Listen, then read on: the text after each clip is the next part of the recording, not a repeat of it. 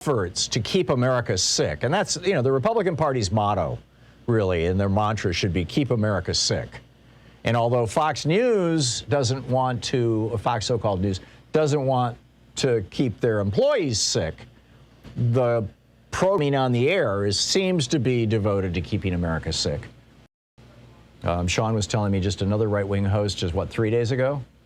Tuesday, another right-wing host died of COVID, 51 years old, 52, yeah, from Miami. I mean, this is just tragic, right? But this is a startling little bit of information from a Daily Kos piece. At least 248 public health leaders have resigned, retired, or were fired between April of last year and the end of March of this year, according to an Associated Press and Kaiser Health News study. 248. In other words, the Republicans are succeeding, right? The public health officials, just like the officials, they're dropping like flies. But the second topic I wanted to lay on your lap here, and then we can pick this up, you know, pick up a conversation on the other side, is the right. Well, this morning's newsletter from Charlie Sykes, he calls it Morning Shots. The right's snowflakes are banning books, he says. Last October, the all-white Central York School Board unanimously banned a list of educational resources that included a children's book about Rosa Parks, Malala's autobiography, and CNN's Sesame Street town hall on racism. One parent, Matt Wyant, said, "I don't want my daughter growing up feeling guilty because she's white."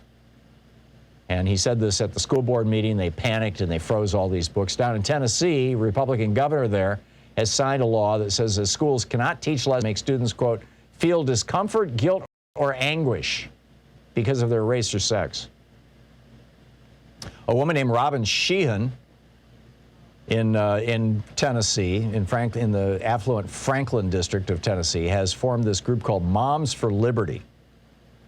They pored over second grade textbooks, marking up those they found objectionable with highlighters and sticky notes. Among the books Moms for Liberty deemed inappropriate are, quote, Martin Luther King Jr. and the March on Washington, end quote, that book, and The Story of Ruby Bridges, about a black 6-year-old who integrated the Louisiana public schools in 1960. Oh, we can't have stories about young black children integrating our schools. Or Bull Connor. She specifically objected to Bull Connor being referenced.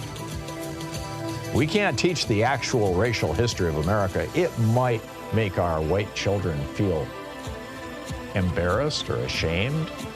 Maybe that's a good thing. You're listening to the Thom Hartmann Program. Call 202-808-9925. You know, I look back on slavery, and I'm embarrassed and ashamed for my country.